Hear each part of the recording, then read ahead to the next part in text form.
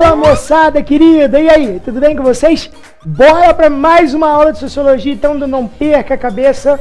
Nosso lema qual que é mesmo? Estudar não precisa ser chato, né? Bora para cima, aula de hoje, racionalidade e dominação do Max Weber, tá? É um tema muito interessante e na verdade aqui o que a gente tem feito nas nossas aulas? Nós estamos selecionando temas que são aqueles temas filé, assim, cara, aquilo que cai efetivamente no Enem, aquilo que o Enem gosta de cobrar, né? E os outros vestibulares também. Tema de hoje, tema de racionalidade e dominação, que na verdade a gente vai construir essa tese partindo de um outro tema, na verdade dois temas que são muito importantes para o Weber. O primeiro, a tarefa do cientista, que também eventualmente cai no Enem, e o segundo, a teoria de tipo ideal. Para até aí, para a gente poder chegar aí então à ideia de racionalidade e dominação.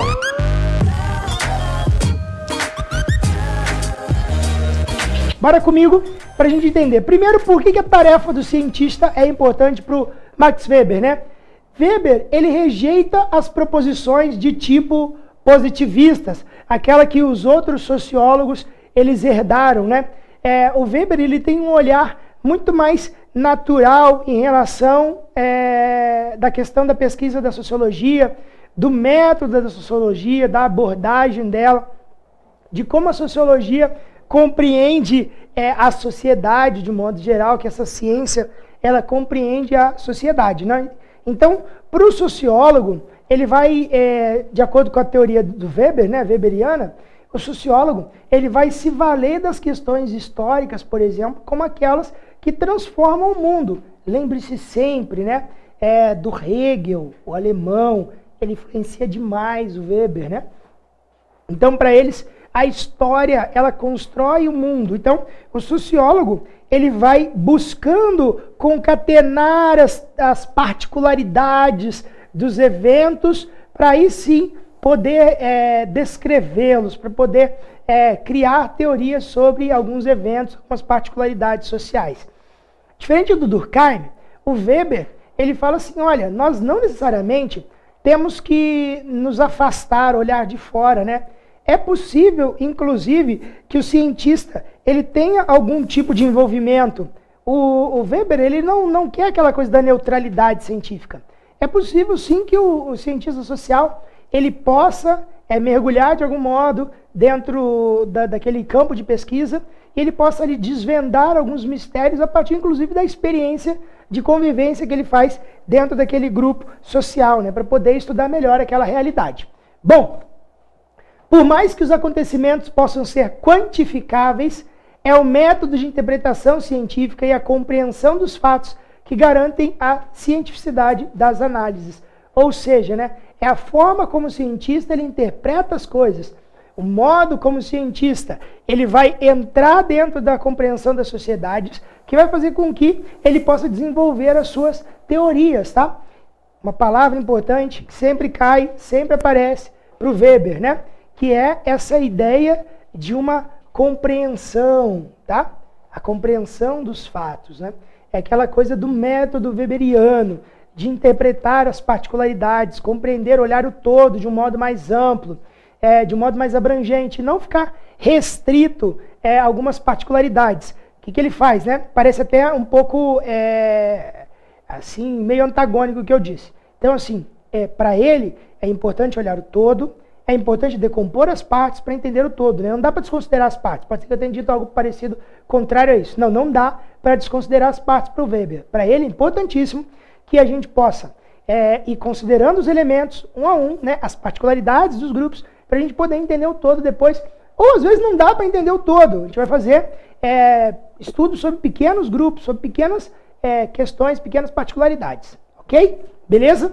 Pois bem, para estabelecer essas análises, o Weber vai criar a questão do tipo ideal, né? O que é o tipo ideal? É um instrumento de análise científica, tá? Uma construção abstrata, né? No qual o cientista vai indo atrás de fenômenos particulares para poder, de manifestações particulares, para poder criar as suas teorias, tá? Então, tipo ideal é um instrumento de análise científica. Ou seja, é como Weber gosta de fazer sociologia. É a partir de fenômenos particulares que a gente vai observando ali. Lembrando, ele sempre está debatendo com Durkheim. O Durkheim tem uma maneira mais generalista de abordar. E o Weber, ele gosta de particularizar as questões para aí ele poder ir desenvolvendo a sua teoria, tá? Então, o tipo ideal nada mais é do que um instrumento de análise científica. Como que ele ocorre, Bruninho? Através da análise e discriminação de fatos particulares, e aí a gente vai expandindo isso para as questões mais genéricas, tá bom? Para a gente observar aí as questões mais genéricas. Dito isso, vamos para racionalidade e dominação. O Weber ele vai olhar a sociedade de modo geral, como um todo, né? Ou vai pegar a sua sociedade de época, acho que é mais fácil a gente entendê-lo até assim. Vai pegar a sua sociedade de época e ele vai tentar entender assim, cara, como que funciona essa questão da racionalidade dentro das nossas relações sociais? Qual é o pano de fuga do Weber? Ele vai olhar para o capitalismo e ele vai falar assim, no capitalismo industrial de modo particular, ele vai sempre buscar estabelecer controles que rompem com valores que são fortes para os sujeitos, como valores éticos e valores morais. Ou seja, na verdade não é nenhuma questão de romper, é uma questão de desconsiderá-los. Porque qual é o objetivo do capitalismo? Ganhar dinheiro, é óbvio. Quem não gosta, né? Dinheiro na mão é bom, né? Então, o capitalismo industrial busca determinados fins cuja trajetória não estivesse marcada pelas tradições e costumes. Essa é uma ideia de racionalidade. Sabemos que existem valores na sociedade? Imagina que eu sou o capitalismo. Sabemos que existem valores na sociedade? Sim. Sabemos que existe a tradição na sociedade? Sim. O que a gente faz com ela? Dane-se. O importante é que a gente mantenha os nossos interesses vivos, firmes e felizes, né? Qual é o objetivo do capitalismo industrial? Produção e lucro. Esse é o objetivo. E produção e lucro em detrimento de qualquer valor, em detrimento de qualquer tradição. Vamos colocar isso na prática? Vamos? Pois bem, algumas comunidades, por exemplo, criaram o costume de não... Vamos criar aqui uma tese, uma teoria qualquer. De algumas comunidades que não trabalham domingo. E aí, quando a indústria ela é implantada, ela obriga que vamos supor assim, que essa ideia de indústria que a gente está criando aqui hoje, ela vai obrigar que o funcionário trabalhe no domingo. O cara precisa de dinheiro, ele precisa sustentar a família dele, e aquela é uma opção para ele trabalhar. O que ele vai fazer? Ele vai se manter fiel à sua tradição, ou ele vai garantir o sustento dele? O bom senso, né, gente? Ele vai garantir o sustento dele, através do quê? Do trabalho, rompendo, inclusive, com a tradição. E o que a empresa a indústria vai fazer diante disso? Falar, olha, a vaga está aqui, você pega se você não quiser. Se você não quiser, temos outros aí para poder dar conta, tá, do seu lugar. Então, o seu banquinho está aqui, né? Se você não quiser, pega seu banquinho e saia de mansinho, como diria a música, né? Pois bem, vendo isso, o que determina as relações sociais é a racionalidade que se impõe sobre os valores éticos e religiosos, tá? Esse é o ponto. Queridos, racionalidade. Quando a gente fala de razão, a gente está deixando de lado as questões de sentimento. O que importa é aquilo que o capitalismo, por exemplo, industrial, ele tem como objetivo e meta, tá? E ele vai fazer isso independentemente de valores éticos ou valores religiosos. Tanto faz, né? Pouco importa. O que vale é a produção. Me lembro quando meu irmão trabalhava numa empresa na nossa cidade, a empresa estava com uma linha de produção fortíssima. E eles trabalhavam muito, inclusive domingos, feriados religiosos, trabalhava. E meu irmão tinha que ir trabalhar. Na verdade, ele é livre, ele podia não ter ido, mas ele correria o risco de ser demitido. Então, ele tinha uma condição de ir trabalhar. E ele, muitas vezes, ficou longe da nossa família em dias de feriado. Por quê? Porque ele precisava trabalhar em feriados religiosos nacionais. Então, a indústria, o dinheiro, no caso ali, vai falar muito mais alto que valores religiosos e valores éticos. E o Weber, ele faz uma questão danada de destrinchar esses elementos, de discutir esses elementos, saber assim, olha, valor religioso é importante? É. Valor ético é importante? É. Como a sociedade reage diante desses elementos? Ele vai dizer assim, tem um elemento da racionalidade que se impõe e age friamente. É pura razão. O que precisamos fazer? É isso, é isso. É ganhar dinheiro? É. Vamos trabalhar feriado religioso? Vamos. Muita gente, inclusive, talvez você que está vendo essa aula hoje, talvez você seja um que trabalhe em dias de feriados religiosos. Por quê? Porque a empresa, né, ou o capitalismo, ele se impõe em relação, né, diante das questões do mundo da vida. Ele não vai observar isso, ele vai olhar por cima. Você foi criado, talvez, respeitando os valores éticos, né? O estar com a família, o poder participar de feriados religiosos, mas, porém, contudo, entretanto, todavia, não obstante, se você precisa trabalhar, você vai trabalhar. E acho que é legal, porque aqui a gente olha para a aula de um modo suci, sem preconceito. É o que acontece. É essa a realidade dentro do capitalismo, tá bom? Bom, ainda nesse espaço da racionalidade e a dominação, o Weber ele vai estabelecer um estudo sobre a questão da burocracia. Burocracia como um tipo de organização da vida social. Ou, olha aqui em verde, também chamado de dominação.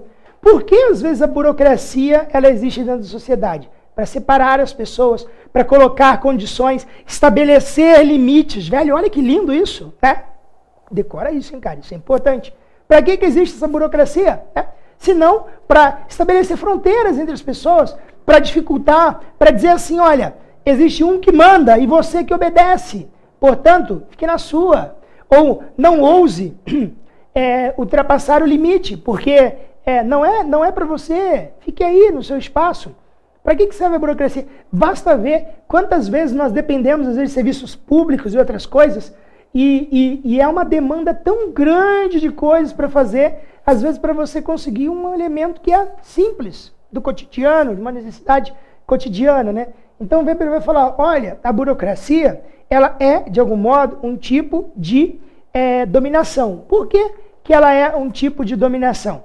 Porque ela acaba separando os sujeitos, ela acaba ali, por meio de dispositivos legais, estabelecendo essas fronteiras, né?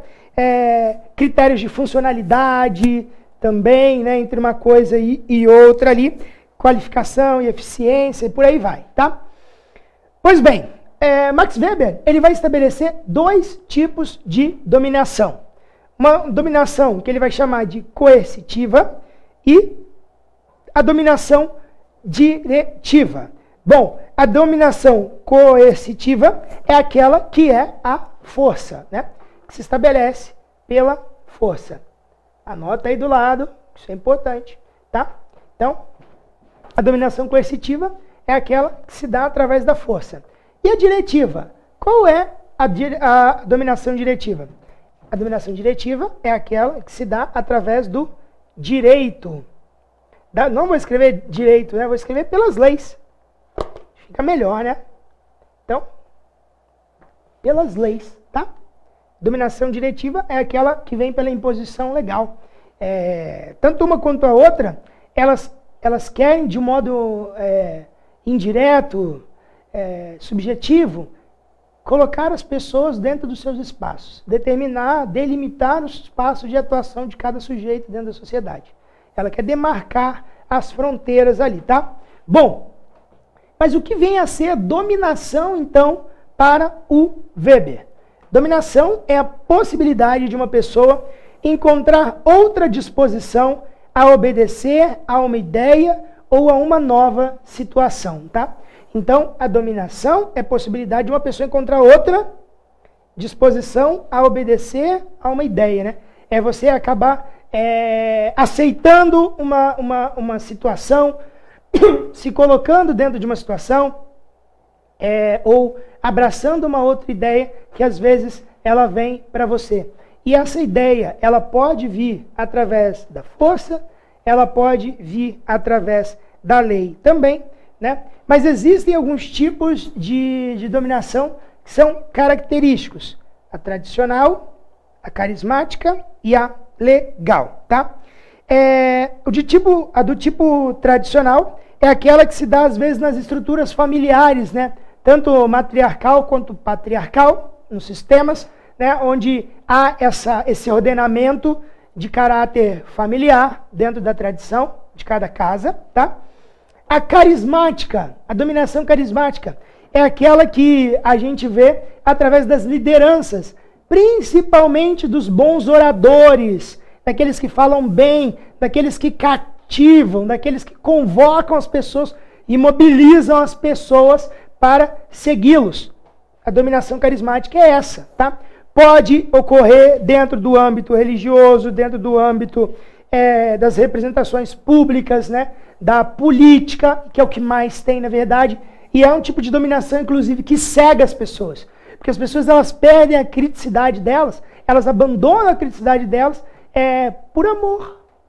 Que, é meu político, ele é lindo, gente. Cara, não, ela é linda, nossa, olha como ela é querida, como ela fala bem. Não, se você tem que fazer alguma crítica, não é por causa da beleza do seu ou da sua política lá, não é porque eles falam bem que você não vai estabelecer a crítica. E o problema é que às vezes a dominação ela nos coloca numa condição de sujeitos ali, como que com cabresto. E a gente fica travado, a gente não olha para o lado, a gente não estabelece outras conexões, né? E a dominação legal é aquela que vem através das instituições, as instituições modernas, que fazem ou representam o Estado.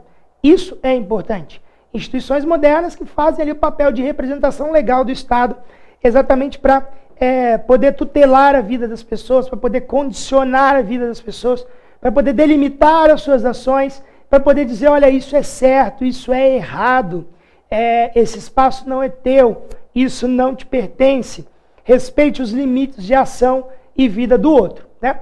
Então, 3 tipos ali de dominação, tradicional, carismática e legal, beleza?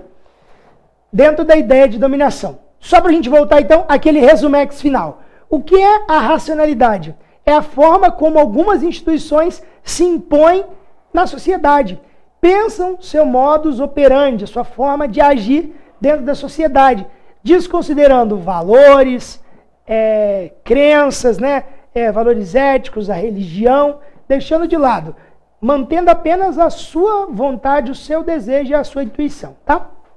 E a dominação? O que é a dominação? É exatamente essa forma, né?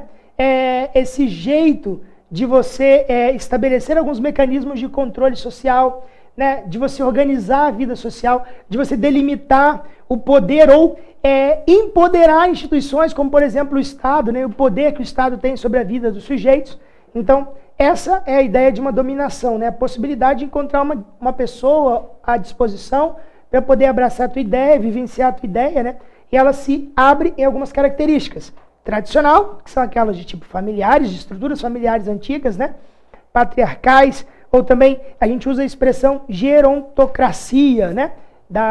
Que seria ali uma ideia daquelas da sociedade geradas pelas mães, né? De tipo carismática, que é da liderança política, daquela que às vezes se manifesta através do Estado. E por último, da legal, que é a do Estado em si, né, que vai delimitar as leis, que vai dizer aquilo que a gente pode ou não pode fazer, e acaba nos colocando dentro de um quadradinho. Beleza? Moçada, espero que você tenha entendido, uma aula super importante, espero que tenha te ajudado.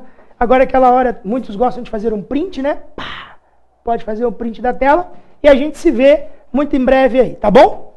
Beijo no coração de vocês, bom estudo, determinação, galera, isso é o mais importante pra gente. Às vezes, a vida, ela pesa, né? E a gente sabe da dificuldade das coisas. E às vezes a vida pesa, mas não desista, não desista dos seus sonhos, não desista dos seus desejos, né? Isso é o mais importante para nós. Não desista dos seus sonhos. Nós estamos juntos. Um beijo no coração de vocês e até a próxima. Tchau, tchau, gente.